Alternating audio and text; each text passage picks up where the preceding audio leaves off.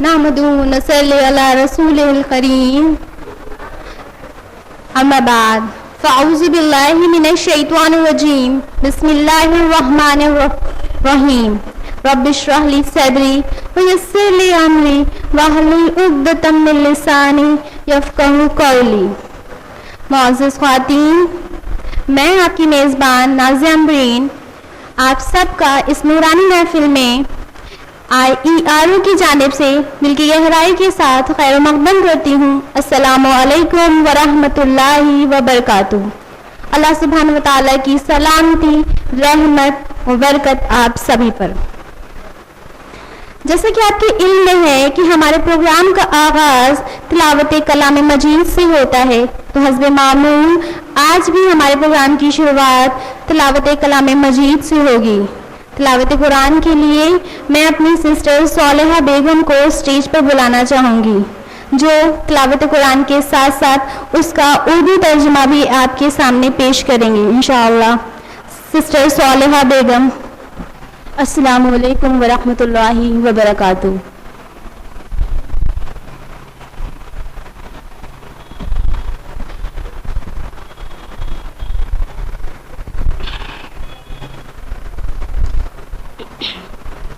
اعوذ باللہ من الشیطان الرجیم، بسم اللہ الرحمن الرحیم،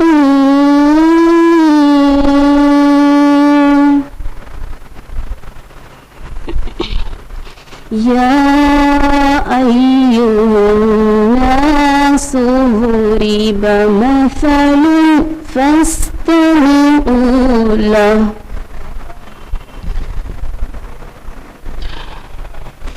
إن الذين تدعون من دون الله لن يخلقوا ذبابا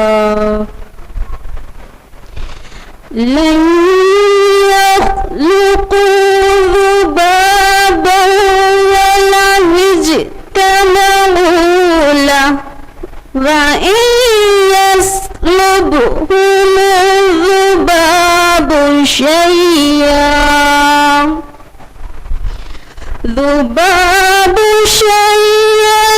لا يستنقذوه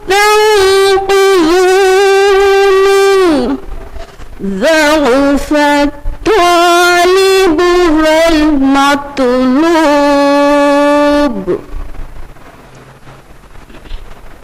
ما قدر الله حق قدره إن الله لقوي عزيز۔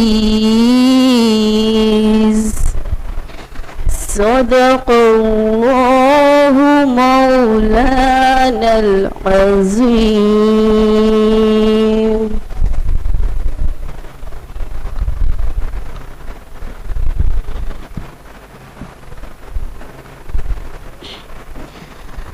ابھی جو آپ کے سامنے قرأت پیش کی گئی وہ سورہ حج سورہ نمبر 22 آیت نمبر 73 اور 74 کی تھی، جس کا اردو ترجمہ ہے، پناہ چاہتی ہوں میں اللہ کی شیطان مردود سے، شروع کرتی ہوں اللہ کے نام سے جو بڑا مہربان نہایت رحم والا ہے۔ لوگوں، ایک مثال دی جاتی ہے، غور سے سنو۔ جن معبودوں کو تم خدا کو چھوڑ کر پکارتے ہو وہ سب مل کر ایک مکھی بھی پیدا کرنا چاہیں تو نہیں کر سکتے، بلکہ اگر مکھی ان سے کوئی چیز چھین لی جائے تو وہ اسے چھڑا بھی نہیں سکتے۔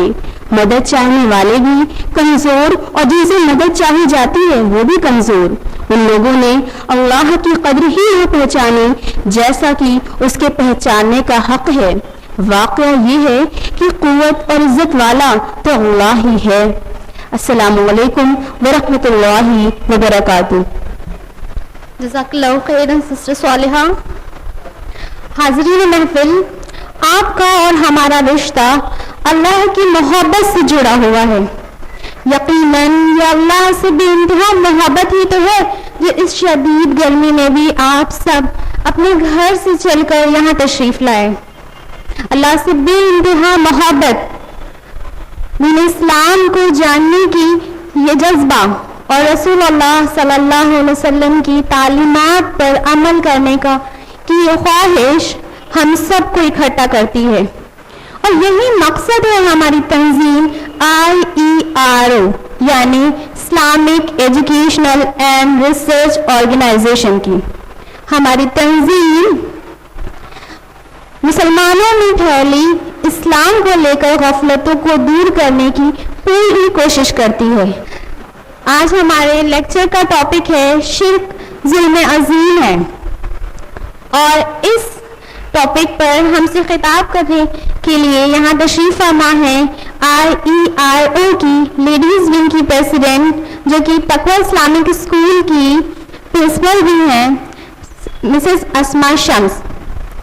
سسٹر اسماء شمس کی زندگی کا مقصد اسلام کی تعلیم کو عام کرنا ہے، اور خاص کر نوجوانوں اور خواتین میں اسلام کی ذمہ داریوں کو لے کر جو بے توجہی اور غفلت ہے اس کو دور کرنا ہے. اپنے علمی فرائض کو انجام دینے کے لیے آپ اپنی تمام تر قوتیں صرف کر رہی ہیں. آپ نہ صرف حدیث اور قرآن کا مطالعہ کرتے ہیں بلکہ دیگر مذاہب کی کتابوں کا بھی اسٹڈی کرتی ہیں. آپ نے نہ صرف الہ آباد کے شہروں کو اپنے علم سے فیضیاب کیا ہے بلکہ دوسرے شہروں میں بھی آپ کے لیکچر آرگنائز کیے جاتے ہیں. اب میں آپ کا زیادہ وقت نہ لیتے ہوئے آپ کو دعوت سخن دیتی ہوں کہ آپ آئیں اور اپنے خطاب کے ذریعے ہم سب کو فیضیاب کریں. سسٹر اسماء شمس. الحمدللہ وحدہ والصلاة والسلام علی من لا نبی بعدہ اما بعد واعوذ باللہ من الشیطان الرجیم بسم اللہ الرحمن الرحیم لا تشرک باللہ ان الشرک لظلم عظیم بسم اللہ الرحمن الرحیم رب اشرح لی صدری ویسر لی امری واحلل عقدۃ من لسانی یفقہوا قولی. عزیزی سامعان، آپ سبھی کا خیر مقدم ہے اسلامی طریقے سے. السلام علیکم ورحمۃ اللہ وبرکاتہ. جیسا کہ بخوبی آپ کے علم میں ہے، میری آج کی اس گفتگو کا موضوع ہے شرک ظلم عظیم ہے. سب سے پہلے موضوع کا معنی جان لیتے ہیں. لفظ شرک کا لغوی معنی ہوتا ہے کسی کو کسی کے ساتھ شریک کرنا، ایسوسیٹنگ پارٹنرز، اور اصطلاحی معنی میں شرک توحید کی ضد ہے. توحید یہ ہے کہ اللہ سبحانہ و تعالیٰ ایک ہے، وہی کائنات کا خالق اور مالک ہے، ہم سب کو پیدا کرنے والا، روزی دینے والا ہے اور تمام عبادتوں کا مستحق ہے. اور اس کے مقابلے میں شرک یہ ہے کہ اللہ سبحانہ و تعالیٰ کی ذات، صفات اور عبادات کے ساتھ کسی کو شریک کرنا. اور لفظ ظلم بھی موجودہ ٹاپک میں شرک ظلم عظیم ہے. ظلم کا معنی ہوتا ہے وضع الشیء فی غیر محلہ، مطلب کسی چیز کو اپنی اوریجنل پلیس سے ہٹا دینا، کسی چیز کو غلط جگہ پر رکھ دینا. شرک ظلم ہے کیونکہ اللہ تعالیٰ کو یا تو شان کبریائی سے اٹھا کر مخلوق کی صف میں کھڑا کر دیا جاتا ہے، یا تو پھر مخلوق میں سے کسی کو اٹھا کر اللہ کے مد مقابل بنا دیا جاتا ہے. اس لیے یہ یقیناً ظلم ہے. حضرت لقمان نے اپنے بیٹے کو جو وصیتیں کی ان میں سب سے پہلی بات جو انہوں نے کہی لکھی ہوئی ہے سورہ لقمان سورہ نمبر 31 آیت نمبر 13 میں، یا بنیا، اے میرے بچے، لا تشرک باللہ، اللہ کے ساتھ شرک نہ کرنا، ان الشرک لظلم عظیم، بے شک شرک ظلم عظیم ہے. یقیناً شرک بہت بڑا ظلم ہے۔ اللہ سبحانہ و تعالیٰ نے جتنے انبیاء مبعوث کیے، آدم سے لے کے محمد رسول اللہ صلی اللہ علیہ وسلم تک، تمام انبیاء کی تعلیمات کا بنیادی نقطہ جو رہا ہے وہ یہ کہ وہ شرک سے اجتناب کرنے کو کہتے اور اس کی قباحتیں بتاتے اور توحید کو ماننے کو کہتے اور اس کی تمام تر فروٹس کو بتاتے۔ روئے زمین پر جو کوئی بھی گناہ ہے اس میں سب سے بڑا گناہ شرک ہے۔ اللہ سبحانہ و تعالیٰ کی معصیت یعنی نافرمانی کو گناہ کہتے ہیں۔ گناہ اپنی نوعیت اور اقسام کے اعتبار سے الگ الگ ہوتے ہیں اور ان میں سب سے بڑا گناہ جو ہے وہ ہے شرک۔ اللہ کے رسول صلی اللہ علیہ وسلم کی حدیث ہے، صحیح مسلم جلد نمبر 1 کتاب الایمان صفحہ نمبر 180 181۔ اللہ کے رسول صلی اللہ علیہ وسلم نے فرمایا، حضرت ابو بکر راوی ہیں، الا انبئکم باکبر الکبائر، کیا میں تمہیں سب سے بڑے گناہ کی خبر نہ دوں؟ قالوا بلا یا رسول اللہ، تمام صحابہ نے کہا اللہ کے رسول کیوں نہیں؟ قال الاشراک باللہ وعقوق الوالدین، شرک کرنا اللہ کے ساتھ اور والدین کی نافرمانی کرنا۔ تو سب سے بڑا گناہ جو ہے زمین پر جو کوئی بھی انسان کر سکتا ہے وہ ہے شرک۔ شرک اتنا بڑا گناہ ہے کہ بغیر توبہ کے ہرگز معاف نہیں ہوگا۔ حالت شرک میں مر جانے والے انسان کے لیے دائمی جہنم ہے، اللہ تعالیٰ اسے معاف نہیں کرے گا۔ اس کا اعلان عام کر دیا ہے اللہ سبحانہ و تعالیٰ نے قرآن مجید میں فرمایا، سورہ نساء سورہ نمبر 4 آیت نمبر 48 اور سورہ نساء سورہ نمبر 4 آیت نمبر 116 میں اللہ تعالیٰ نے فرمایا، ان اللہ لا یغفر ان یشرک بہ، اللہ تعالیٰ ہرگز معاف نہیں کرے گا یہ کہ اس کے ساتھ شرک کیا جائے، ویغفر ما دون ذلک لمن یشاء، اور معاف کرے گا اس کے علاوہ گناہ جس کے چاہے۔ تو اللہ تعالیٰ شرک کو ہرگز معاف نہیں کرے گا، مطلب حالت شرک میں مرنے والا ہمیشہ کے لیے جہنم میں رہے گا، جنت اس پر حرام ہے۔ اللہ تعالیٰ نے فردر فرمایا قرآن مجید میں سورہ مائدہ سورہ نمبر 5 آیت نمبر 72 میں، انہ من یشرک باللہ، جو بھی اللہ کے ساتھ شرک کرے گا فقد حرم اللہ علیہ الجنہ، اس پر جنت حرام ہے، ومأواہ النار، اس کا ٹھکانہ جہنم ہے، وما للظالمین من انصار، اور ظالموں کا کوئی مددگار نہیں۔ شرک اتنا تباہ کن ہے کہ شرک کی حالت میں دنیا سے جانے والا وہ سیدھا جہنم میں جائے گا، اور دنیا میں مغفرت چاہے گا تو اللہ بخشنے والا ہے، لیکن حالت شرک میں ہی مر جانے کے بعد دائمی جہنم ہے، کبھی نجات نہیں ہے جہنم سے۔ اللہ تعالیٰ نے شرک کے تباہ کن پہلو کو اجاگر کرنے کے لیے اپنے انبیاء تک سے یہ بات کہہ دی۔ قرآن مجید میں لکھا ہوا ہے سورہ الانعام سورہ نمبر 6 آیت نمبر 88 میں 18 انبیاء کا ذکر کیا اللہ تعالیٰ نے، اور پھر فرمایا اگر بالفرض آپ بھی شرک کرتے تو آپ کا سارا کیا کرایا اکارت ہو جاتا۔ کس کو کہہ رہے اللہ تعالیٰ؟ انبیاء علیہ السلام کو، جس میں ابراہیم خلیل اللہ بھی ہیں، موسیٰ کلیم اللہ بھی ہیں، عیسیٰ علیہ السلام، اور 18 نبیوں کا نام لینے کے بعد کہا کہ آپ لوگ بھی اگر شرک کرتے تو آپ کے سارے اعمال ضائع ہو جاتے۔ شرک کی موجودگی میں کوئی اعمال صالحہ ہی نہیں ہے، سب بیکار غارت ہو جائیں گے۔ یہاں تک کہ موحد اعظم رسول اللہ صلی اللہ علیہ وسلم کے لیے بھی اللہ تعالیٰ نے ایسی ہی خبر دی۔ لکھا ہوا ہے سورہ زمر سورہ نمبر 39 آیت نمبر 65 میں کہ اگر بالفرض محال ہے محمد آپ نے بھی شرک کیا تو آپ کا بھی سارا کیا دھرا اکارت ہو جائے گا۔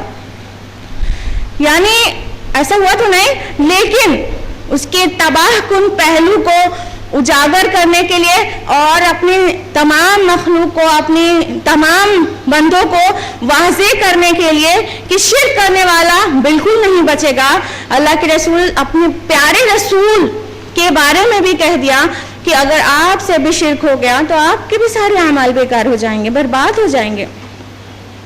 شرک ایسا بذات درخت کی مانند ہے, شجر خبیثہ ہے, جس کی برانچز شر اور فساد فی الارض کی شکل میں نکلتی ہے, اور اس کے پھل پھول بھی اتنے بذات ہوتے ہیں کہ سماج میں اپنی برائی اور اپنی بدبو اور اپنے زہر کو پھیلاتے رہتے ہیں.